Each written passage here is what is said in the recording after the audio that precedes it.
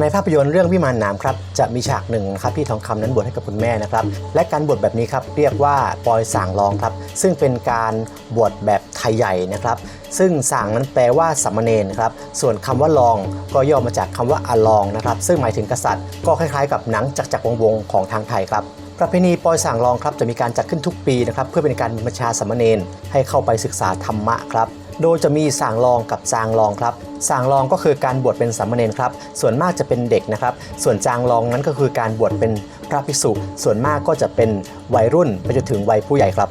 ตามพุทธประวัติแล้วครับพระพุทธเจ้าก่อนออกบวชนั้นก็คือเจ้าชายสิทธัตถะนะครับท่านเป็นเจ้าชายและก็เป็นกษัตริย์ครับประเพณีปอยส่างรองก็อิงมาจากพุทธประวัติครับผู้ที่จะบวชส่างรองหรือจางรองก็เปรียบเสมือนเป็นกษัตริย์นะครับกษัตริย์ก็ต้องเป็นผู้ที่สูงส่งครับจะไม่ให้เหยียบพื้นเลยเราก็จะเห็นว่าคนที่บวชส่างรองครับจะมีการแบกขึ้นบ่านะครับแล้วก็มีการประโคมด้วยดนตรีกลองก้นยาวต่างๆนานาแล้วก็มีการแห่ไป